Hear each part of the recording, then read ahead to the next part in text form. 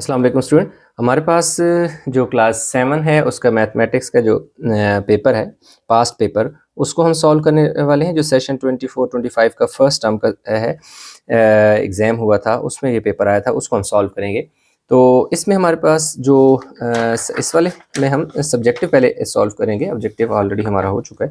तो हम फिलहाल जो है सब्जेक्टिव पार्ट इसका सॉल्व करने वाले हैं। सॉरी, ये तो दूसरा ये रहा सब्जेक्टिव। ठीक है जी, ये सब्जेक्टिव पार्ट है इसका। इसमें जो पहला क्वेश्चन है वो पहले क्वेश्चन में ये कह रहा है कि in army camp of 45 soldiers there is sufficient food for 16 days. कि भाई एक आर्मी का कैंप है जिसमें क्या है 45 सोल्जर्स हैं और उनके लिए 16 डेज का फूड क्या किया गया है, रखा गया। इतना फूड है कि वो 45 जो सोल्जर हैं वो 16 डेज तक उसको कंज्यूम कर सकते हैं, खा सकते हैं। इफ़ 15 सोल्जर्स ज्वाइन कैंप, अब कह रहे हैं कि अगर 15 जो है 15 सोल्जर और आ जाते हैं कैंप में, find the number of days for which the store food last.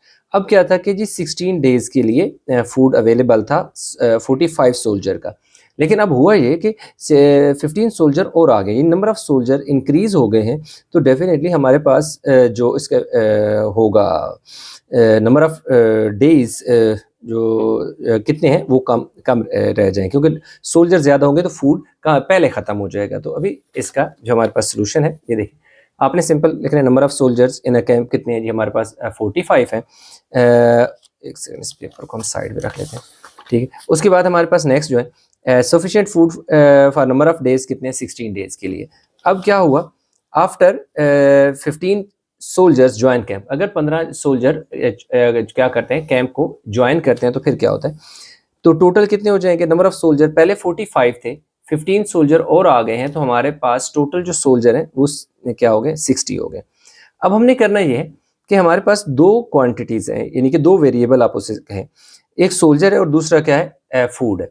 तो हमारे पास कुछ इस शेप में बनेगा कि पहले 45 जो सोल्जर थे, फूड था 16 डेज के लिए। अब उसने क्या किया, नंबर ऑफ सोल्जर इंक्रीज कर दिए, क्योंकि पहले 45 थे 15 और बढ़ा दिए, यानी कि डायरेक्ट हो गया ये प्रोपोर्शन।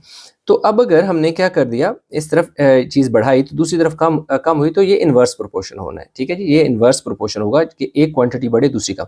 लाजमी बात है, बंदे बढ़ गए तो खाना तो कम होगा ना। जो 45 लोग 16 दिनों में खाएंगे, वो 60 लोग 16 दिनों में तो नहीं खाएंगे, वो तो पहले खत्म हो जाएगा। तो इसका आंसर डेफिनेटली क्या होगा, 16 से कम आएगा, क्योंकि ये इन्वर्स प्रोपोर्शन है। तो अब आपने देखें ये चीज़ क्या हुई है, बड़ी है तो एरो का मुंह ऊपर हो गया, ये कम हुई है तो ये नीचे आ गया। फिर आपने लिखना कैसे है, ये देखो इसका टेल होता है, ये हेड होता है। तो आपने क्या करना होता है कि जो टेल वाला नंबर होता है ना, टेल वाला नंबर आपका ऊपर आता है, ये नोमिनेटर होता है, और हेड वाला नंबर डिनोमिनेटर, ये नीचे लिख देना है। फिर आगे इक्वल का साइन आ जाता है। जो टेल वाला है वो आपने ऊपर लिख देना है, और हेड वाला जो नंबर है वो नीचे एक्स नीचे आ जाएगा। अगले स्टेप में हमने ये करेंगे कि इन दोनों को उलट कर देंगे। इन दोनों का आप जो समझे रेसिप्रोकल ले लिया कि एक्स को ऊपर लिख दिया, 16 को नीचे लिख दिया, 45 को ऊपर लिख दिया, 60 को नीचे। अच्छा, आप डायरेक्ट भी क्रॉस मल्टीप्लिकेशन करके सॉल्व कर सकते हैं, ज़रूरी नहीं है कि इसको आप रेसिप्रोकल लें। उसकी वजह यह है कि मैंने इसलिए लिया ताकि हमारे पास जो क्वांटिटी, यानी जो चीज़ हमने फाइंड करनी है वो हमारे पास नोमिनेटर में होना चाहिए। तो ये यानी कि एक दो स्टेप बच जाते हैं इस तरह करने से, और कोई फ़र्क नहीं पड़ता अगर एक साइड को आप उलट कर रहे हैं, दूसरी को भी उलट कर दें। अब देखें क्या हो जाएगा, ये जो 16 इस x के नीचे क्या हो रहा है, डिवाइड हो रहा है। ये इस तरफ आके क्या हो गया, 45 60 के साथ मल्टीप्लाई हो गया। ये देखिए मैंने डिवाइडेड बाय 15 लिखा है और डिवाइड बाय 15, इनको 15 के टेबल से कैंसिल करना है। ये 15 लिखा हुआ है, ठीक है, ये डिवाइड का सिंबल है, ठीक है, और ये भी देखें डिवाइड का सिंबल है और क्या है 15 है, यानी कि ये 15 से कैंसिल होंगे। तो 15 का टेबल देखें 3 टाइम जाता है, और 15 का टेबल 40 पे 60 टाइम जाता है। अदरवाइज आप कैलकुलेटर से 45 को 16 से मल्टीप्लाई करके 60 से डिवाइड करें तब भी आपके पास आंसर आ जाएगा। 4 4 क्या हो जाएगा 16 हो जाएगा, तो 4 3 12। तो देखो ना, food will last for 12 days. अब देखो मैंने आपको स्टार्ट में बताया था कि अब देखो नंबर ऑफ डेज कितने थे, 16 थे। तो अब देखें एक क्वांटिटी बढ़ा दी है तो दूसरी कम होती है, तो ये इन्वर्स प्रोपोर्शन होता है। इन्वर्स प्रोपोर्शन में देखो एक क्वांटिटी बढ़ती है दूसरी कम, तो ये जो फूड होगा ये 12 डेज तक लास्ट करेगा, यानी 16 डेज के बाद। तो यूँ हमारे पास यानी कि ये क्वेश्चन का कंप्लीट ओवरव्यू, ये पिक्चर आप बेशक इसकी स्क्रीनशॉट चाहें तो ले सकते हैं। अभी हम चलते हैं क्वेश्चन नंबर 2 की तरफ। तो अभी हमारे पास जो क्वेश्चन 2 है, देखिए क्वेश्चन 2 में वो ये कह रहा है, क्वेश्चन 2 में ये कहता है कि जी express as a fraction in its simplest form. ये उसने एक फ्रैक्शन हमें दे दी है, ये क्वेश्चन उसने हमें दे दिया, इसको हमने क्या करना है कि सिंपलेस्ट फॉर्म में लिखना है। ये क्वेश्चन मैंने क्योंकि बिल्कुल देख सकते हैं, ये क्वेश्चन मैंने यहाँ पे लिख लिया है, इसको स्टेप बाय स्टेप हम क्या करेंगे, सॉल्व करेंगे। तो अभी देखिए, ये हमारे पास क्या है जी, क्वेश्चन है 2a 3b 9 4a 3b 12 minus 2 into 2a a minus B divide by 3। सबसे पहले आपने डिनोमिनेटर देखने हैं कि जो आपके पास डिनोमिनेटर है उनका आपने क्या लेना है, एलसीएम। 9 12 और 3 का एलसीएम लेना है। ये देखिए 9 12 और क्या आ गया जी, 3 आ गया। अब देखिए 2 का टेबल 6 टाइम 9 पे नहीं जाता, 3 ऐसे आ जाएगा, 9 ऐसे 2 3 जार 6 9 और ये ऐसे आ जाएगा 3 1 जार 3 3 जार 3 1 जार 3 1 जार। तो अब देखिए 2 2 2 2 3 3 इन सारों को मल्टीप्लाई करो तो हमारा 12 जो है वो क्या आ जाता है, एलसीएम आ जाता है। ठीक है जी, और सॉरी 36 2 2 जार 4 4 3 जार 12 12 3 जार 36। अब आपने क्या किया, ये देखिए 36 मैंने एलसीएम ले लिया, ये देख सकते हैं, ये 36 एलसीएम लिया। अब ये देखिए 2a माइनस 3b इसी तरह लिखा हुआ है, इस पर इसके साथ 4 क्या हुआ है, मल्टीप्लाई हुआ है। अब ये 4 कहाँ से आया, ये वैसे छोटी क्लासों में होता है लेकिन कुछ स्टूडेंट का कंसेप्ट इतना स्ट्रांग नहीं होता। ये देखिए आपने क्या करना है, ये एलसीएम को ना इस डिनोमिनेटर के साथ डिवाइड करना है। 9 4 टाइम 36, ये देख सकते हैं कि 9 का टेबल 36 पे 4 टाइम जाता है, इसलिए ये 4 आपने इस ऊपर वाले से मल्टीप्लाई करना है। इसी तरह जब आप डिवाइड करोगे 12 को 36 के साथ, तो 12 का टेबल जो है वो 3 टाइम जाता है, 12 3 जार 36 होता है। ठीक है, तो अब हमारे पास क्या हो गया, ये 3 इससे 4a 3b के साथ 3 मल्टीप्लाई हुआ। सबसे पहले आपने एक तो ये पहले काम करना है कि इस 2 को अंदर मल्टीप्लाई करना है, तो ये 2a हो गया और 2b हो गया। अब इसी तरह जब मैंने जिस तरह मैंने ये डिवाइड किया, अगर मैं डिवाइड कराऊँ इसको 3 को 36 पे, देखिए 36 को मैं 3 भी डिवाइड करूँ, 3 1 जार 3 ऊपर 6 नीचे आ जाएगा, 3 2 जार 6। ठीक है, तो ये मेरे पास क्या हो गया, 12 का 3 का टेबल 36 पे 12 टाइम जाता है, इसलिए ये जो 2 ए और 2b था इसके साथ 12 मल्टीप्लाई हुआ। अब अपने 1 बाय 1 हमने क्या करना है, इसको अंदर मल्टीप्लाई भी कराना है। अब आप देख सकते हैं कि मैंने इस स्टेप में क्या किया, जब ये 2 को 4 से मल्टीप्लाई किया तो 4 2 ज़र 4 को 2 से, 4 को 3 से मल्टीप्लाई किया तो 12 हो गए, 3 को 4 से मल्टीप्लाई किया तो 3 4 ज़र 12। इससे पहले साइन को मल्टीप्लाई कराना है। ये देख सकते हैं ये माइनस प्लस क्या हो जाएगा, माइनस हो जाएगा, माइनस प्लस माइनस, और 3 को आपने 3 से भी मल्टीप्लाई कराना है। 3 3 ज़र क्या हो गया 9। अब देखिए 12 को पहले 2 से मल्टीप्लाई करो, 12 2 ज़र 24, ये माइनस का साइन जो है ना इधर मल्टीप्लाई होगा तो माइनस माइनस प्लस। अब इस 12 को इस 2 से मल्टीप्लाई करो तो 24 आ गया। अगले वाले स्टेप में आप देखो हमारे पास 1 2 3, ये 3 वैल्यू एक ही हैं, और इसी तरह b की 1 2 3 है, b को b के साथ इकट्ठा कर लेंगे, और देखें 8a 12a और 24a, a को एक साथ लिख लिया, b ये भी b और ये b को एक साथ लिख लिया। अब देखिए इसमें दो जो लाइक टर्म है ना उनको एक साथ जोड़ देंगे, मैं एक एक स्टेप में किया ताकि आपको समझ आ जाए। अब देखिए ये 8 इसी तरह आ गया क्योंकि प्लस का था, ये माइनस के थे, ये लाइक टर्म थी, आपस में जुड़ के एक होंगे। अदरवाइज आप डायरेक्ट भी कर सकते हैं, दोनों को ऐड करके इसमें से ये वाला निकाल लें। अब अक्सर स्टूडेंट में के ज़हन में ये कन्फ्यूजन होती है कि सर देखें ये तो दोनों माइनस थे तो इन्हें माइनस होना चाहिए था, या दूसरा ज़हन में ये होता है कि ये दोनों के साथ माइनस था, ये प्लस हुए तो यहाँ पे प्लस आना चाहिए। ऐसा नहीं होता, आपने हमेशा याद रखना है जब भी लाइक टर्म होगी तो यानी लाइक साइन उनके साथ होगा तो वो दोनों मिलकर एक टर्म बनेगी, और साइन तो डेफिनेटली वही रहेगा जो इनके साथ तो साइन एक ही है, माइनस का है तो माइनस लगेगा। अब देखिए इसी तरह 12 और 9 ये दोनों क्या है, माइनस के हैं, तो ये दोनों माइनस के मिलकर एक नंबर में चेंज हो जाएंगे, बड़ा माइनस में वैल्यू बन जाएगी, यानी दो माइनस की टर्म मिलकर एक की बन गई, और ये डिफरेंट साइन के साथ था, ये अलग हो गया। अगले स्टेप में आपने ये करना है कि इधर देखें 36 से अगर आप 8 निकालें तो आपके पास 28 बचता है, तो देखिए -28। अब इसके नीचे भी आपने 36 डिवाइड करा देना है, और 24 से 21 निकालें तो 3 बचता है, इसके नीचे भी 36 क्योंकि एलसीएम है, इन दोनों के नीचे 36 हम अलग अलग लिख के डिवाइड कर देंगे, क्योंकि आगे उसने क्या कहा था कि इसको सिंपलेस्ट फॉर्म में लिखना है तो मजीद सिंप्लीफाई होगा।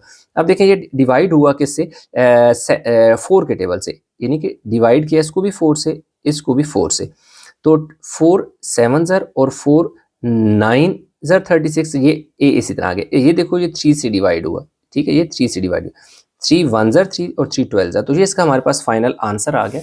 इसको अब ऐसे में दे दूँ, आप चाहें तो इसकी ऐसे ना स्क्रीनशॉट इसका ले सकते हैं।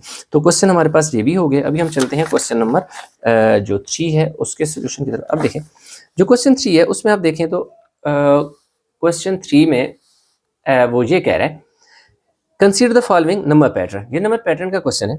3 square plus 1 is equal to 9, sorry 5, 3 का स्क्वायर प्लस 1 कह रहे करो तो 10 आता है, 4 का स्क्वायर से और 1 ऐड हो तो 17 आता है, 5 का स्क्वायर में 1 ऐड करो 26 आता है, लाजमी बात 2 का स्क्वायर 4 होता है, 4 में 1 ऐड करो 5 होता है, 3 का स्क्वायर 9 होता है, 1 ऐड करो 10 होता है, और इसी तरह 5 और आगे कह रहे एम स्क्वायर प्लस 1 अगर 170 हो तो दो चीज़ें हमसे वो कह रहे हैं करें। एक कह रहे write down the fifth, six and seventh line of the pattern. ये देखिए, ये आपके पास 1 है, ये 2 है, ये 3 है, ये 4 है, ये हमने 5 6 7 3 मजीद जो लाइन है पैटर्न की वो फाइंड करके लिखनी है, और उसके बाद जो m है वो कैलकुलेट करें।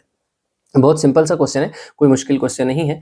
तो अभी हम ये देखें इसके सोल्यूशन की तरफ चलते हैं। आप देखें, सबसे पहले देखिए मैंने ऊपर लिख दिया कि जो पैटर्न है वो कुछ इस शक्ल में, ये द गिवन पैटर्न टी, मैंने इसको क्या लिखा है, T is equal to M square plus 1 लिखा हुआ है। ये क्या है, हमारे पास टी है, ये क्या है, ये टी है, T is equal to M square plus 1। मैं आगे चल के बताऊंगा कि ये क्यों ऐसे। अब देखिए एम जो एम है ना, एम की वैल्यू 2 3 4 5 एंड एम, यानी इस तरह, यानी एम की वैल्यू है, ये बेशक एम ना भी लिखें तो ये T1 है, ये T2 है, ये T3 है, T4, यानी T5 T6 T7 हमने फाइंड करना है। तो देखिए हमारे पास एम स्क्वायर प्लस 1 जो अगर हम फार्मूला लगाएं तो एम हमारे पास यानी टी की अच्छा ये टी स्क्वायर प्लस 1 लिख दें या एम स्क्वायर लिख दें, यहाँ ठीक है, बल्कि ये एम की वैल्यू है ना, एम की वैल्यू, ये देखिए M2 है तो इधर देखो m की जगह 2 पुट किया, 2 का स्क्वायर लिया, 4 होता है, 4 में 1 ऐड किया 5। इसी तरह m की जगह देखो 3 है तो 3 का स्क्वायर क्या होता है 9, 9 में 1 ऐड करो 10। ये तो सारा 4 का स्क्वायर 16 प्लस 1 17 एंड 5 का स्क्वायर 25 प्लस 1 26। ये तो सारा कुछ उसने हमें क्या किया हुआ, गिवन दिया हुआ है। एंड लास्ट में उसने ये भी दिया हुआ है m स्क्वायर प्लस 170, ये तो उसने दे दिया। ये तो आपको सिर्फ से इसलिए बताया ताकि आपको पता चले कि पैटर्न क्या था और इससे ये चीज़ें बनी कैसे। अब हम चलते हैं सोल्यूशन की तरफ। For fifth term m is equal to 6। अब सवाल ये होता है कि m 5 के लिए हमने 6 क्यों पुट किया, 5 क्यों नहीं पुट किया? भाई क्योंकि इसने कहाँ से स्टार्ट लिया, 2 से स्टार्ट लिया, तो इसलिए 1 2 3 4, तो लाजिमी बात है जो 5 वाला होगा उसके लिए एक 6 होगा। 5 के बाद क्या आता है 6, तो m की जगह आपने 6 पुट कर देना। ये देख सकते हैं कि m की जगह हमने क्या पुट कर दिया, 6 पुट कर दिया, तो 6 का स्क्वायर 36 प्लस 1 37। ये आ गई हमारे पास फिफ्थ टर्म। सिक्स टर्म के लिए आपने क्या करना है कि 6 के बाद 7 पुट करना है, तो ये देख सकते हैं 7 का स्क्वायर 49 होता है, 1 ऐड करेंगे 50 हो जाएगा। Fifth six and then seventh term के लिए m इज इक्वल टू आपने क्या पुट करना है जी 8 पुट करना है। तो 8 पुट करना है, तो ये देख सकते हैं 8 का स्क्वायर कितना होता है 64 plus 1 is equal to 65 sorry. अब ये देख सकते हैं कि हमारे पास जो नेक्स्ट 3 टर्म्स थी वो आ गई हैं जो फिफ्थ सिक्स एंड सेवन्थ, यानी ये हमारे पास सेवन्थ टर्म है, जी हमारे पास जी किधर गया जी सिक्स टर्म है, और जी हमारे पास देखो क्या है जी फिफ्थ टर्म है। ठीक है, फिफ्थ सिक्स सेवन हमारे पास क्या हो गई जी आ गई हैं। अब हमारे पास जो पार्ट बी में उसने क्या कहा था कि कैलकुलेट वैल्यू ऑफ m। अब हमने m की वैल्यू को क्या करना है, कैलकुलेट करना है, कैलकुलेट वैल्यू ऑफ m। उसके लिए देखें हमने क्या किया, m square plus 1 is equal to 170 उसने क्वेश्चन में हमें गिवन दिया हो। मैं आपको पेपर में दिखा देता हूँ, ये देख सकते हैं कि हमारे पास m square plus 1 is equal to 170 दिया हुआ है, तो वही मैंने लिख दिया m square plus 1 is equal to 70। ये बहुत आसान। अब इस 1 को सबसे पहले उधर लेके जाओगे, 170 से माइनस करा देना है, जब माइनस कराओगे तो 169 आ गए।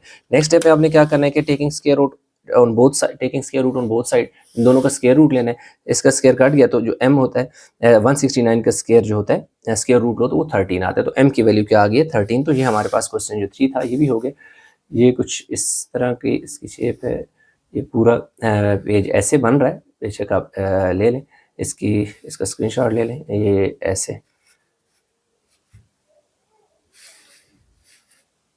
आगे। तो अब हमारे पास जो नेक्स्ट क्वेश्चन है हम उसकी तरफ जो है चलते हैं। नेक्स्ट हमारे पास क्वेश्चन आ गया जी 4। अब देखिए अगर क्वेश्चन 4 की हम बात करें, क्वेश्चन 4 में कह रहे हैं appearing a painting is sold for $832 after a discount of 20% fine. अब कह रहे हैं कि एक पेंटिंग है, उस पेंटिंग की जो प्राइस है वो हमें नहीं पता कितनी थी, लेकिन उसको जो बेचा गया $832 में उसको सेल किया गया, कब, डिस्काउंट के बाद, और डिस्काउंट कितना गया 20%। इसका मतलब है कि हमें ये सेल प्राइस दी हुई है और ये हमें उसने क्या दे दिया, डिस्काउंट का जो परसेंटेज है वो दी। कह रहे अब फाइंड क्या करनी है, mark price of the painting के जो पेंटिंग की थी वो उसके ऊपर कितनी मार्क प्राइस थी कि उसका जो 20% डिस्काउंट के बाद ये वैल्यू बनी है। ठीक है, और दूसरे में कहता है कि 13% discount is given on the mark price of the painting before it is sold at a further discount of 7%, what would be the sale price. अब वो नेक्स्ट जो पार्ट है चलो हम सॉल्व करेंगे, तो उसके करते हैं। पहले हम पहला जो पार्ट ए है ना उसको सॉल्व कर लेते हैं जी। तो अब हमारे पास ये आ गया जी क्वेश्चन सिंपल। देखो सेल प्राइस उसने 832 दिया, डिस्काउंट 20% है, मार्क प्राइस हमने क्या करनी है, फाइंड करनी है। ठीक है, मार्क प्राइस फाइंड करनी थी, तो इसलिए हमने क्या किया कि इस फार्मूला लगाया, mark price sale price 100 minus discount multiply by 100%। अक्सर स्टूडेंट पूछते हैं कि सर ये क्वेश्चन आपने ये फार्मूलाज कहाँ से ले लिए। देखिए मैथमेटिक्स में बहुत सारे जो है ना फार्मूलाज यूज़ होते हैं, तो इसलिए कोई परेशान नहीं होना होता कि आप यूज़ कर सकते हो डिफरेंट फार्मूलाज। वो जो है अब ऐसा नहीं है कि कोई अपने पास से ईजाद किया और वो एक्सेप्टेबल नहीं है। अब ये देखें हमारे पास सेल प्राइस की जगह सेल प्राइस 100 और डिस्काउंट पुट कर दिया और एक आगे 100 आ गया। ठीक है, तो अब हमारे पास क्या हो गया कि इसमें अच्छा यहाँ पे परसेंटेज नहीं आता, परसेंटेज यहाँ पे आता। अब देखिए इनको मल्टीप्लाई किया तो 83,200 आ गया, यानी 83,200 और क्या हो गया जी 80। अब इन दोनों को डिवाइड करोगे आप तो आपके पास क्या आ जाएगा $1040, यानी असल में उसके ऊपर जो प्राइस थी वो $1040 थी, जिसको डिस्काउंट 20% डिस्काउंट किया गया, यानी इस बार 20% डिस्काउंट किया तो 832। इसको आप चेक ऐसे कर सकते हो कि 20% निकाले ना 1040 का, और जो आंसर है उससे अगेन 1040 से माइनस करेंगे तो आपका आंसर कितना आ जाएगा 32 ही 832 ही आएगा। अब नेक्स्ट पार्ट जो है उसने डिस्काउंट हमें दिया हुआ था 13% डिस्काउंट। उसने क्या कहा है, if a 13% discount is given, ये देखें, if 13% discount is given on a mark price. अब कह रहे हैं कि 13% डिस्काउंट अगर मार्क प्राइस दिया जाए of the painting before it is sold, यानी बेचने से पहले अगर उसको 13% डिस्काउंट दिया जाए एट अ सोल्ड प्राइस। अब पहले इसका 13% निकालते हैं फिर देखते हैं क्या डिस्काउंट परसेंट कितने, डिस्काउंट कितने 13%, मार्क प्राइस कितनी है 1040 है। ठीक है, अब क्या हुआ कि अमाउंट ऑफ डिस्काउंट 13% इसका, यानी कि मार्क प्राइस तो इतनी उस पर टैग लगा हुआ था ना, उसमें कह रहा है कि 13% अगर डिस्काउंट दिया जाए फिर क्या होगा। वैसे तो 20% उसने दिया, लेकिन पहले कह रहा है 13%। 13% 1040 निकाला तो हमारे पास कितनी आ गया $135.2 उसको डिस्काउंट हुआ। अब हम देखेंगे कि अगर 13% डिस्काउंट दिया जाए और उसके ऊपर मार्क प्राइस 1040 हो तो 13% पे कितने पैसे बनते हैं। अब इसको आपने क्या किया कि निकाल दी, तो कितने में बिकेगी $904 में बिकेगी। कब 13% डिस्काउंट, हालांकि उससे उसने कितने में खरीदी 832 में, क्यों डिस्काउंट 20% था। तो अब कह रहा है कि नहीं 13% हो तो फिर क्या हो, 13% पे मिलेगी कितनी जी $904, ये इतनी इसकी सेल प्राइस आ गई। आगे कह रहा है कि eight further discount 7%, what will be the sale price। कह रहे अब 13% आप जब दे दिया तो कह रहे जो 13% डिस्काउंट दिया गया है उसके बाद जो सेल प्राइस बनी उस सेल प्राइस पर मजीद 7% डिस्काउंट दे दिया गया। अब देखें मैं लास्ट में इसमें एक बड़ा इंटरेस्टिंग कंसेप्ट है वो मैं समझाता हूँ, पहले मैं इसका सॉल्व करूँ। अब देखिए मैं क्या करता हूँ कि अब इसको दोबारा 7%, डिस्काउंट कितना है जी @7%, तो अमाउंट ऑफ डिस्काउंट 7% किसका, जिस पे वो 904.8, यानी कि जिस प्राइस पे उसने बेचना था 13% डिस्काउंट के बाद, 13% पे वो चाह रहा था कि मेरा $904 बने, लेकिन 7% और छोड़ दिया उसने, किस पर, टोटल पर नहीं, ये वाली अमाउंट है इस पर। तो इसकी जो बनी पैसे बने वो बन गए जी $63.336, मजीद डिस्काउंट हो गया। तो अब क्या हुआ कि सेल प्राइस जब थी 904, तो फिर जो डिस्काउंट हुआ वो 63.336 था, इसको माइनस करो तो 841.464 क्या हो गया प्राइस आ गई। तो हमारे पास इसकी जो what would be the sale price, तो फाइनल सेल प्राइस क्या हो जाएगी $841.464 आ जाएगी। अब यहाँ पर जो है बड़ा एक इंटरेस्टिंग कंसेप्ट है वो समझना।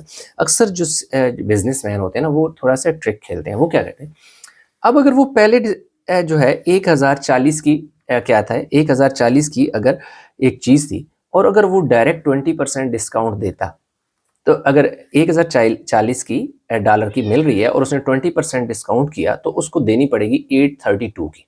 ठीक है जी, लेकिन अब यहाँ पर अक्सर बिजनेसमैन अपना माइंड गेम खेलते हैं। वो क्या कहते हैं कि 1040 दिन उसने कहा चलिए जी आपको 13% डिस्काउंट देता हूँ। जब 13% डिस्काउंट हुआ तो प्राइस आ गई कितनी, $904.8। ठीक है, अब ये नहीं हो सकता है कि कोई ज़्यादा इंसिस्ट करे, तो कहते चले 7 कि भाई फलान छाप पे तो इतने परसेंट लगो वो है डिस्काउंट, तो कह रहे चलें 13 आपको पहले दे चुका हूँ, 7% और देता हूँ। अब 7% उसने इस बार फिर दे दिया।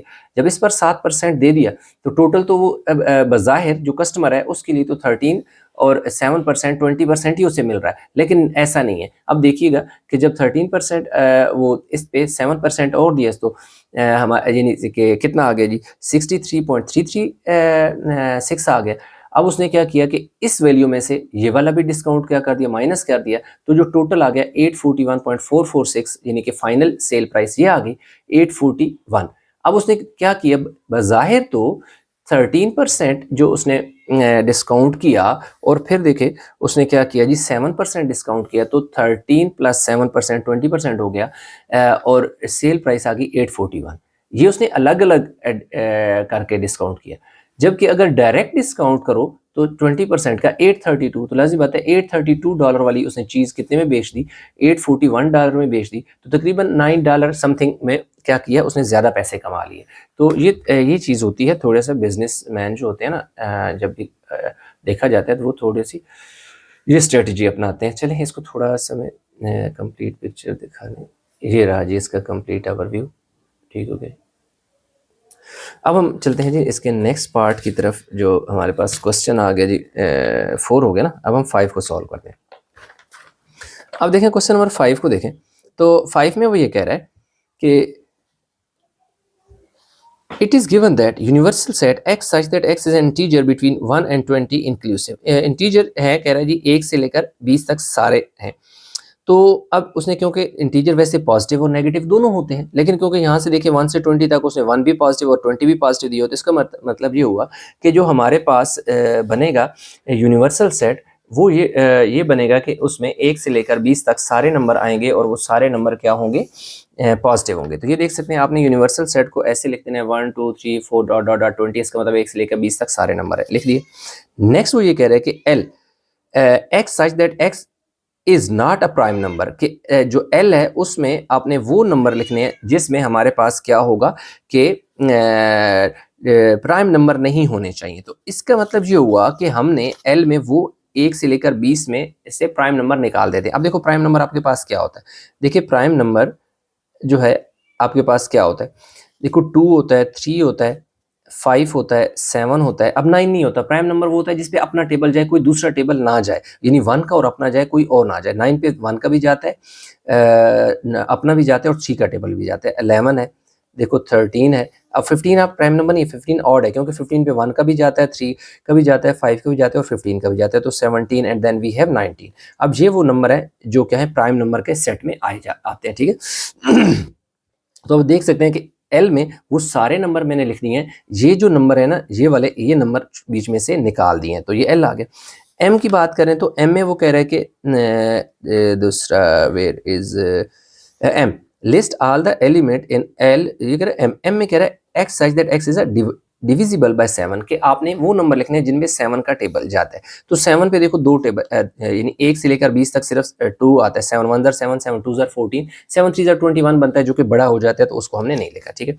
नेक्स्ट अब पार्ट बी की अगर हम बात करें तो पार्ट बी में कह रहा है कि एल का कंप्लीमेंट फाइंड करें। ठीक है जी। अगर एल का हमने कंप्लीमेंट फाइंड करना है तो उसके लिए हमें क्या करना पड़ेगा कि यूनिवर्सल सेट में से एल को माइनस करा देते हैं। तो ये देख सकते हैं कि यूनिवर्सल सेट मैंने लिख दिया। उसके बाद देखिए जी एल, एल मेरे पास कौन सा, ये वाला सेट था, ये सेट मैंने लिख दिया। तो माइनस का मतलब है कि 1 से लेकर 20 तक आपने सारे नंबर लिखने हैं। ये जो नंबर है ना, इनको आपने क्या करना है, नहीं लिखना। अगर इनको नहीं लिखना तो वो सारे नंबर जो मैंने यहाँ ऊपर लिखे थे प्राइम नंबर, वो सारे का सारा सेट आ जाएगा। क्यों कि एल में 1 से लेकर 20 तक वो तमाम नंबर हैं जो प्राइम नंबर नहीं है, प्राइम नंबर को छोड़कर है। तो अब वो कह रहा है कि इस वाले पूरे सेट को इस वाले में से माइनस करो। तो लाजिमी बात है, लाइक देखो 1 1 से कट जाएगा, फिर देखो 4 भी कटेगा, 6 भी कटेगा, 8 भी कट जाएंगे। तो ये सारे वो नंबर हैं जो कट जाएंगे, तो पीछे हमारे पास क्या बच जाएगा, ये बचेगा जो कि सारे प्राइम नंबर है। ये बच गया हमारे पास एल का कंप्लीमेंट। आगे कहता है जी m का कॉम्प्लीमेंट फाइंड करें। पार्ट सी की अगर हम बात करें तो m का कॉम्प्लीमेंट यूनिवर्सल सेट में से यूनिवर्सल सेट माइनस m है, तो यूनिवर्सल सेट 1 से 20 तक है, जबकि m आपके पास 7 और 14 है। तो इधर हमारे पास देखो सारे नंबर आ गए 1 से 20 तक, ये 7 और 14 को, यानी 6 के बाद 7 आना चाहिए था, कट कर दिया, खत्म हो गया। इसी तरह 15 के बाद 13 के बाद 14 आना चाहिए, वो नहीं लिखा। बाकी 1 से लेकर 20 तक सारे नंबर हैं जो कि m का कॉम्प्लीमेंट है। उससे आगे अगर देखें m के कॉम्प्लीमेंट में, तो अब देखना n का मतलब number of element in set, l number of element in b complement and number of element in universal set. अब ये यानी कि हमारे पास जो d है उसमें हमने ये चीजें बतानी है। तो अब देखें हमारे पास जो number of element in universal set वो क्या है, 20 है। लाजिम बात है 1 से लेकर 20 तक है ना। एल में कितने, एल में देखो आपने यहाँ से काउंट कर लेने हैं, वो टोटल कितने हैं जी हमारे पास, 1 2 3 4 5 6 7 8 9 10 11 12। तो देखो 12 लिख लिया। एम में हमारे पास देखो number of element in L, M में हमारे पास देखो 2 हैं, वो गलती से मैंने 12 लिख दिया, ये 12 नहीं है बल्कि क्या है 2 हैं, ये देख सकते हैं ना। एम में 1 और 2, क्योंकि नंबर ऑफ एलिमेंट इन, अच्छा नहीं बी, सॉरी बी कम्प्लीमेंट में, तो बी कम्प्लीमेंट ये एम कम्प्लीमेंट में, सॉरी मैंने एम कम्प्लीमेंट में 1 2 3 4 5 6 7 8 9 10 11 12 13 14 15 16 17 18 नंबर आएंगे। तो इसमें हमारे पास क्या आ जाएंगे, number of element in M complement ये 18 आ जाएंगे। ठीक है जी 18, क्योंकि टोटल हमारे पास देखो इसमें 20 होते हैं ना, 20 में से एम को माइनस किया था, तो ये आ गए। हाँ सही है। वैसे मैंने ये देखे ना, ये नीचे वैसे हुआ है, इसको बेशक आप चाहें तो कट कर दें। एलिमेंट टोटल देखो 20 थे, 20 में से 2 निकाल दो तो हमारे पास कितने आ जाएंगे जी, 18 आ जाएंगे। तो एल में कितने 8 हैं, एल कम्प्लीमेंट में, तो देखो 1 2 3 4 5 6 7 8, तो number of element in set L is equal to 8। तो ये भी हमारे पास जो क्वेश्चन है वो हो गया जी कंप्लीट। तो नेक्स्ट अभी हम चलते हैं जी, क्वेश्चन नंबर हमारे पास आ जाएगा जी 6 आ गया। अब 6 में हमारे पास क्या आ गया, ये रहा जी 6। ठीक है, अब 6 में आ गया जी 6। अब 6 में वो ये कह रहा है कि उसने हमें एक सीक्वेंस दे दी 10 14 18 22 26, कह रहा है find the next two term, कि भाई इस 26 के बाद जो नेक्स्ट 2 टर्म सीक्वेंस में वो क्या है, फार्मूला लिखना है nth term of the sequence, और 199th टर्म हमने क्या करनी है, फाइंड करनी है। ठीक है, तो अब ये है कि ये रहा, हमने देखे जो हमें ये क्वेश्चन उधर दिया हुआ था वो हमने यहाँ पे लिख दिया। सीक्वेंस हमारे पास 10 14 18 22 26 है। सबसे पहले आपने क्या करना है, कॉमन डिफरेंस फाइंड करना है। कॉमन डिफरेंस का मतलब है कि second term minus first term, यानी कि second term minus first term करो तब भी कॉमन डिफरेंस आ जाता है, थर्ड में से सेकंड निकालो तब भी कॉमन डिफरेंस आ जाएगा, यानी अगली टर्म में से पिछली टर्म, यानी इस वाले टर्म में से मैं ये वाली टर्म माइनस करूंगा तो कॉमन डिफरेंस सेम आएगा। यानी 10 में 4 14 14 4 18 18 में 22 होता है 4 ऐड करने से, और 22 में 4 ऐड करो तो 26 होता है। इसका मतलब है कॉमन डिफरेंस कि इन दोनों में जो डिफरेंस है वो कितना है, तो कितना इंक्रीज हो रहा है। तो अब देखिए हमारे पास 14 में से 10 निकालो तो कॉमन डिफरेंस डी से रिप्रेजेंट कर दिया, यानी कि 4 आ गए। इसके बाद नेक्स्ट हमारे पास क्या होता है कि जी हमने ना नेक्स्ट 2 टर्म फाइंड करी, उसके लिए मैं फार्मूला यूज कर रहा हूँ T N is equal to T N minus 1 plus D, ये फार्मूला मैं यूज कर रहा हूँ। अब देखिए फॉर 6 टर्म आपने एन इज इक्वल टू 6 लिखना है। ठीक है, अब देखिए अब जो T6 है ना, n की जगह आपने 6 पुट करना है, तो n इज इक्वल टू 6 है, तो अगर 6 में 6 माइनस 1 कितना पीछे बचेगा 5। आप डायरेक्ट भी लिख सकते हो T6 का फार्मूला, इसमें से एक कम करके लिखना है। अगर यहाँ 6 है तो यहाँ T5 आता है, यहाँ T6 है तो यहाँ T5 आता है, यहाँ T8 है तो यहाँ T7 आता है। अब इस तरह भी याद रख सकते हैं। अब देखिए 6 T5 हमारे पास कितना है, यानी जो फिफ्थ टर्म है वो क्या है, ये देखिए फिफ्थ टर्म हमारे पास T5 की वैल्यू 26 है, तो 26 प्लस 4 कितना आ जाएगा जी 30 आ जाएगा। इसी तरह 7th टर्म 2 टर्म उसने कहा था, तो 6 के बाद 7th टर्म के लिए आपने n की वैल्यू 7 पुट करनी है, तो T7 क्या आ जाएगा 6 प्लस T6 प्लस क्या आ जाएगा D आ जाएगा। तो T6 की वैल्यू हमारे पास देखें ये आई है 30। अब 30 आई है तो इस 30 में आपने क्या करना है 4 पुट करना है, तो 34 आ जाएगा। तो ये हमारे पास जो पार्ट इसका A था वो हो गया B। आगे नेक्स्ट बात करते हैं कि जी आपने फार्मूला निकालना है इसका। अब देखिए for the nth term formula हमने क्या करना है, देखिए हमारे पास A1 जो है 10 है, यानी पहली जो टर्म होती है वो A कहलाती है। D जो है वो देखिए हमारे पास 4 है, तो आपने एक फार्मूला लगाना है AN is equal to A1 plus N minus 1 D। ये हमारे पास एक फार्मूला होता है सीक्वेंस का। वैल्यू पुट करना है। ए एन की जगह आपने एन पुट करना है। ए वन की देखो वैल्यू 10 है तो आपने 10 पुट कर दिया। एन हमने फाइंड करना है तो n-1 ऐसी, और डी हमारे पास देखिए 4 है तो डी की जगह 4। अब आपने इसको n से भी मल्टीप्लाई कराना है और 1 से भी मल्टीप्लाई करना है। ये 10 ऐसे आ गया, 4 जब n से मल्टीप्लाई होगा 4 एंड 4 1 4। नेक्स्ट अब हमारे पास ए एन 10, ये 4 इधर आके माइनस हो जाएगा। तो अब देखिए ये 4n और 10 में से 4 गया तो पीछे क्या बचेगा 6। तो a n is equal to 4n plus 6, ये हमारे पास इसका क्या आ जाएगा जी, फार्मूला आ जाएगा। नेक्स्ट पार्ट सी में कहता है कि 199 time of the sequence find करनी थी। हमने क्या फाइंड करनी थी, 199 टाइम ऑफ द सीक्वेंस। तो इसका मतलब है n हमारे पास 199 है। इसी फार्मूला में आपने क्या करना है कि वैल्यू पुट कर देनी है।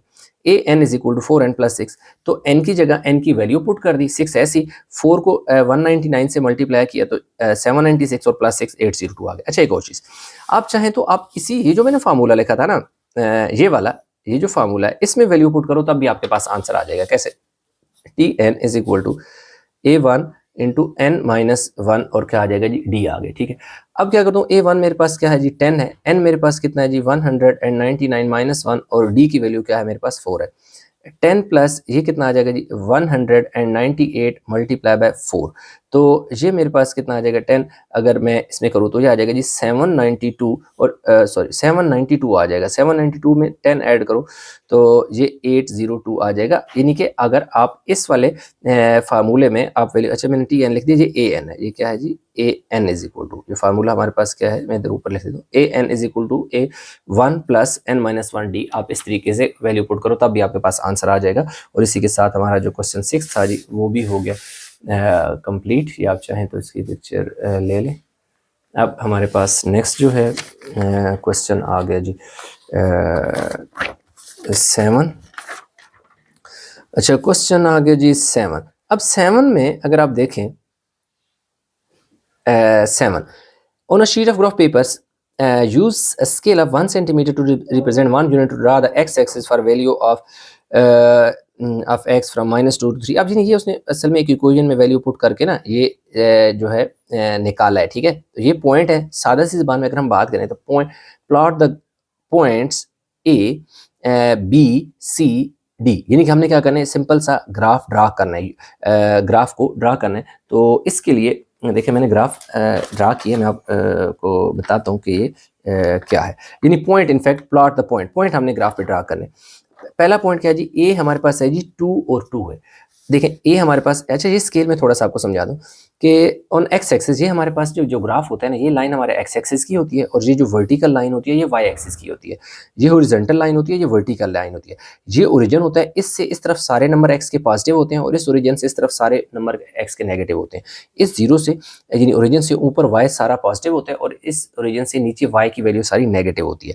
देखिए 1 2 3 4 5 स्मॉल बॉक्सेस को मैंने 1 यूनिट कहा है ऑन एक्स एक्सिस। इसी तरह 1 2 3 4 5 small boxes on Y axis, उनको मैंने 1 कहा है। तो यही चीज़ मैंने लिखी कि on X axis 5 small box is equal to 1 unit, on Y axis 5 small box is equal to 1 unit. ये तो हमारा स्केल हो गया। अब हमारा पहला जो पॉइंट था ना ए, वो क्या है 2 और 2, यानी x की वैल्यू 2 होती है y। ये देख सकते हैं ये x की वैल्यू 2 के बिल्कुल ऊपर और 2 y की 2 के बिल्कुल सामने पॉइंट A बन गया। पॉइंट B में हमारे पास -2 और -3 है। तो अब आप देख सकते हैं कि माइनस x की वैल्यू माइनस इस तरफ, जो पहली वैल्यू होती है वो x की होती है। तो ये देखें ये -2 के बिल्कुल ऊपर और 3 के बिल्कुल सामने, यानी 3 से इधर आना है और 2 से ऊपर जाना है। जिस जगह ये एक दूसरे को कट कर रहे हैं वो आपका B है। अगर C की बात करें वो -1 और -2 है हमारे पास। तो x की वैल्यू -1 है, ये देख सकते हैं कि -1 से बिल्कुल नीचे आया हूँ मैं और -2 के बिल्कुल सामने। तो ये x की वैल्यू -1 -2 हमारा पॉइंट C आ गया। पॉइंट D की बात करें तो x हमारे पास 3 है और y हमारे पास -1 है। तो ये देखें x की वैल्यू 3 ये है और -1, ये देखें -1 से बिल्कुल आपने सामने आना है और 3 से बिल्कुल, यानी 3 से बिल्कुल नीचे आ जाए और -1 सामने। तो ये हमारे पास क्या आ गए A B C D। उसने सिर्फ ग्राफ पे ड्रा करने का कहा था तो हमने ग्राफ पे ड्रा उसे कर दिया। उसने कोई ये नहीं कहा था कि भाई इसको कोई स्केल वगैरह बनाओ या इसकी कोई लाइन ड्रा करो या शेप। वो आगे चलकर वो एक ज्योमेट्रिक शेप की बात करते हैं, वो भी हम करेंगे। तो ये हमारे पास जो था जी पार्ट 7 का हो गया, जो कि पार्ट सेक्शन 2 हमारा कंप्लीट हो गया। अभी हम चलेंगे सेक्शन 3 की तरफ। सेक्शन 3 की अगर मैं बात करूँ तो उसमें कह रहा है कि कोई से 2 क्वेश्चन है, 3 है, तीनों हम करेंगे। देखो Rida buys 200 boxes of apples at rate 28 पर बॉक्स। अच्छा जी, जो क्वेश्चन है ना, देखिए इसने चेंज कैसे किया, मैं आपको ना एग्जैक्ट बुक पे दिखाता हूँ एक क्वेश्चन। ये एक्सरसाइज 3B है, ये एक्सरसाइज 3B है। 3B में उसने यहाँ क्या लिखा हुआ, राज, उसने क्वेश्चन को क्या कर दिया, रिदा। आगे सेम बाइस 2800 बॉक्स एप्पल एट $28 पर बॉक्स, ये वही चीज़, यानी कि वही चीज़ लिखी हुई है। आगे उसने एक चीज़ ये किया कि there are 60 apples in each box. देखें, there are 60 apples in each box, 15% of the apple rotten, वही चीज़ है, यानी 100% ये क्वेश्चन जो है वही है जो आपकी बुक में दिया गया है। एक्सरसाइज जो है ये, ठीक है, उसमें ये क्वेश्चन दिया हुआ है। इस क्वेश्चन में उसने क्या किया कि इस राज की जगह ना रिदा कर दिया, बाकी 28 15% और 60 एप्पल एक में 80% वो जो है प्रॉफिट लेना चाह रहा है। तो ये सारा जो क्वेश्चन है वो बिल्कुल सेम है, जस्ट उसने नाम चेंज किया। तो आपका कंसेप्चुअल पेपर होता है, डेफिनेटली वो थोड़ी बहुत चेंज हो सकता है। आपके पेपर अभी आए तो उसमें ये परसेंटेज वगैरह भी चेंज कर देगा, ये वैल्यू भी चेंज कर दी, लेकिन कंसेप्ट सेम रहेगा, कंसेप्ट चेंज नहीं होगा। तो इसलिए आप फोकस करें कंसेप्ट के ऊपर, ना कि बस क्वेश्चन जितने भी हैं उनको रट्टा मार लें। तो अभी देखें हमारे पास ये जो है 200 बॉक्सेस। अब हमने लिख दिया कि नंबर ऑफ एप्पल्स बॉक्सेस कितने, एप्पल बॉक्सेस कितने हैं जी हमारे पास 200 है। तो ये देखो हमने लिख दिया कि 200 बॉक्सेस जो है हमारे पास हैं। एक सेकंड, ये आ गई 200 बॉक्सेस है। आगे है ना कॉस्ट ऑफ वन बॉक्स, देखो जी क्या है जी $28 है। तो देख सकते हैं कि हमने लिख दिया कि $28। तो अब हमने सबसे पहले टोटल बॉक्सेस हमारे पास देखे कितने हैं जी, 20 हैं, सॉरी नहीं 200 बॉक्स हैं। एक जो बॉक्स है उसने खरीदा $28 में, तो 200 बॉक्स की जो कॉस्ट प्राइस होगी वो कितनी होगी, number of boxes multiply by cost of one box, that is $5600 में उसने क्या किया, कॉस्ट ऑफ बॉक्स निकाल दिया। नेक्स्ट अगर हम देखें तो number of apples in each box कितने हैं, जिसने हमें दे दिया 60। ये देख सकते हैं कि उसने हमें खुद बताया हुआ there are 60 apple in each box, हर बॉक्स में कितने हैं जी 60 एप्पल हैं। Number of apples in 200 box, अब एक बॉक्स में 60 एप्पल है, जबकि टोटल नंबर ऑफ बॉक्स कितने हैं 200 हैं। तो टोटल एप्पल कितने हो गए, 12,000 एप्पल हो गए। जब वो ओपन करेगा 200 बॉक्सेस तो उसमें 12,000 बॉक्स एप्पल्स आ जाएंगे 200 बॉक्स में। आगे कह रहे हैं कि जी कॉस्ट ऑफ, अभी हम चेक करेंगे कि एक जो से एप्पल की कॉस्ट कितने की पड़ी है। टोटल उसने एप्पल खरीदे 12,000 एप्पल खरीदे, जबकि उसने 12,000 जो एप्पल थे उनकी जो प्राइस दी, उसने पैसे दिए, अमाउंट दी वो 5600 दी। तो एक एप्पल उसे पड़ गया $2.143 में, उसने एक एप्पल खरीद लिया। ठीक है जी। नेक्स्ट है कि जी नंबर ऑफ रोटन एप्पल्स, अब वो आगे खुद कह रहे हैं कि 15% ऑफ एप्पल्स आर रोटन, यानी वो खराब है, तो लाजिम बात है वो तो बिकने वाली नहीं है। अब हम देखते हैं कि इसमें 15% कितना बनता है। तो 15% ऑफ 12,000, तो 15 देखो जिस नंबर के साथ परसेंटेज का साइन होता है उसके नीचे लगाते हैं 100, ऑफ का मतलब होता है मल्टीप्लाई। ये 12,000 ऐसे, ये वाले दो जीरो इन दो जीरो से कट गए, 15 मल्टीप्लाई बाय 120, तो ये हमारे पास आ गए जी 1800 एप्पल्स वो थे जो खराब हो गए। तो लाजिम बात है ये तो बिकने वाले नहीं, ये तो उठा के फेंक देगा। तो नंबर रिमेनिंग एप्पल्स कितने रहेंगे, टोटल थे 12,000, जिसमें से 1800 हो गए ख़राब निकले, पीछे बचे जी 10,800 एप्पल जो हैं अभी तक वो सही हैं, जो सेल करेगा।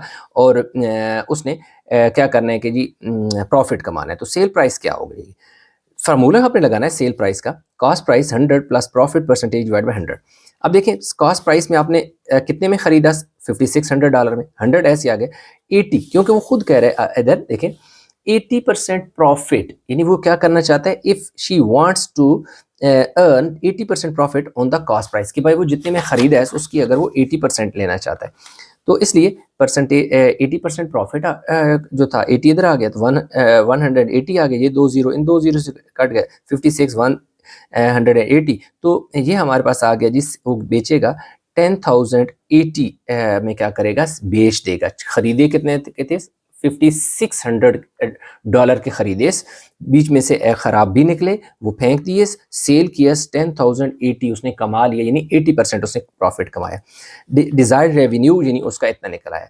अब देखो सेल प्राइस पर एप्पल्स, वैसे उसने यहाँ पर कहीं कहा है फाइंड सेलिंग प्राइस, यस वो कह रहा है कि एक जो एप्पल है ना उसकी प्राइस भी निकालनी है। ठीक है, ये देखें एक प्राइस पर एप्पल की भी निकालनी है। तो आपने क्या करना है, सेल प्राइस पर एप्पल, देखो जी कितने में टोटल उसने बेचे $10,080 में बेचे। उसके पास एप्पल कितने थे, लाजिम बात है जो साफ एप्पल थे ना वो तो थे 10,080, बाकी यही बेचेस ना, बीच में ख़राब वाले तो हमने निकाल दिए।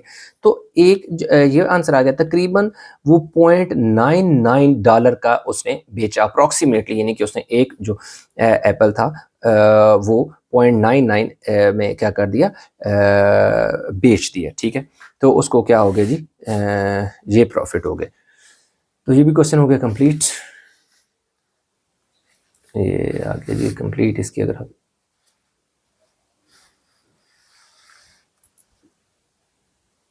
अच्छा क्वेश्चन 2 में देखें तो उसमें it is given that universal set उसने हमें ये दे दिया 1 2 3 4 8 9 10 बी 3 4 5 सॉरी ए और बी दे दिया 4 5 9। Draw Venn diagram to represent the sets universal set A and B. ये देखिए हमने यूनिवर्सल सेट का ये सिंबल होता है, ठीक है, ए और बी ओवरलैप करेंगे क्योंकि देख सकते हैं कि ए में 4 है, बी में भी 4 है, ए में 5 है, बी में 5 है, तो ये दो नंबर इनके क्या है, सेम है, तो इसलिए ये क्या करेंगे, एक दूसरे को ओवरलैप करेंगे। तो अब जो नंबर एक दूसरे में कॉमन है, यानी 4 5 इधर भी है, 4 5 इधर भी है, तो वो आपने कॉमन रीजन में लिख देना है। तो फिर आपके पास देखो 4 और 5 तो कॉमन पार्ट में आ गया, तो पीछे ए में क्या बचा 3, तो 3 इस साइड पे आ जाएगा। बी में 3 नंबर है, 2 तो कॉमन पार्ट में आ गया, तीसरा जो है वो इधर आ गया। तो ये हमारे पास ए और बी, जो पहला पार्ट ए है उसने क्या कहा है कि इनकी वेन डायग्राम में, यानी कि इनको वेन डायग्राम बनाओ, तो इसकी बन गई ए बी, यानी यूनिवर्सल सेट ए और बी की बन गई। बी में कह रहा है कि फाइंड ए यूनियन बी, तो ए यूनियन बी का कंप्लीमेंट, ये देखें ए यूनियन बी का कंप्लीमेंट की बात कर रहा है भाई, कंप्लीमेंट की बात कर रहा है। सबसे पहले आपने ना ऐसे करना है कि मैं आपको समझाने के लिए मैंने 2 डायग्राम बनाई, फाइनल आपकी ये वाली डायग्राम बनने वाली है, ये वाली नहीं बनने वाली। ये देखो आपका ए भी बना लिया, देखो बी भी बना लिया, तो ए और बी, तो ए का देखो और बी का, इनमें यूनिवर्सल में यूनियन में क्या होता है कि कंप्लीट जो ए और बी होते हैं वो शेड होते हैं, यूनियन में कंप्लीट शेडिंग होती है।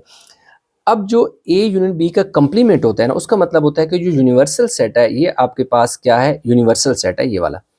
उस यूनिवर्सल सेट में से ए और बी को, यूनिवर्सल में से ए और ए यूनियन बी जो आपका आया उसको माइनस कराना है।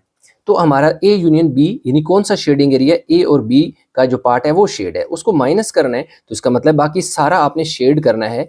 जो बीच में ये ए और यूनियन बी वाला पार्ट है ये शेड नहीं होगा क्योंकि ये तो माइनस हो रहा है, यानी ये तो इसमें नहीं आएगा, तो इसलिए ये वाला पार्ट शेड नहीं होगा क्योंकि माइनस हो जाएगा। तो पीछे आपका ये सारे का सारा पार्ट जो है ना, आपने इसे क्या कर देने, शेड कर देने। ठीक है, इसके बाद जो है नेक्स्ट अगर हम देखें, जो हमारे पास है वो कह रहा है कि ए इंटरसेक्शन बी के कंप्लीमेंट, कंप्लीमेंट सिर्फ बी के ऊपर है जबकि यहाँ ये होल के ऊपर है। तो सबसे पहले आपने क्या करना है, बी का कंप्लीमेंट देखें कैसे होता है।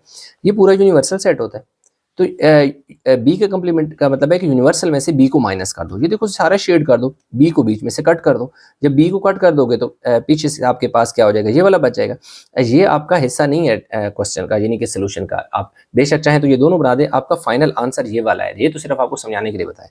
तो ए इंटरसेक्शन बी का कंप्लीमेंट का ये है कि ये जो पूरा आपके पास शेप बनी हुई है इस वाली, ये वाली, इसमें क्या आपने क्या होना है, ए एंड नॉट बी। इसको पढ़ते कैसे, A and not B, B complement का नॉट बी, यानी कि ए शेड होगा बी शेड नहीं होगा, जस्ट ए पार्ट शेड होगा। ए इंटरसेक्शन बी का कंप्लीमेंट का है कि सिर्फ आपका ये वाला पार्ट शेड होगा, बाकी पार्ट जो है वो शेड नहीं होगा। तो इस तरह इसका जो था जी पार्ट हो गया। अब क्वेश्चन जो 3 की अगर हम बात करें, इसमें तीनों हो गए, यस थी। अब ये क्वेश्चन 3 जो इस पेपर का लास्ट पार्ट है, देखिए उसमें क्या है, कह रहे हैं कि प्लॉट द पॉइंट, जिनको मैंने ए बी सी और डी उसने नहीं दिया था, मैंने खुद लेट कर लिया कि ये ए बी सी है। On a sheet of a paper does point lie in a special pattern, identify the geometrical shape obtain bye joining points. अब वो कह रहे हैं कि भाई इन पॉइंट को ना ग्राफ पर ड्रा करना है, ना सिर्फ ग्राफ पर, जैसे पहले तो हमने सिर्फ ग्राफ पर ड्रा किया था पिछले वाले क्वेश्चन में, तो इसमें हमने क्या करना है कि ग्राफ पेपर पे ना सिर्फ ड्रा करना है, ज्योमेट्रिकल जो शेप बन रही है ना उसके पैटर्न को देखते हुए वो भी बताना है कि कैसे।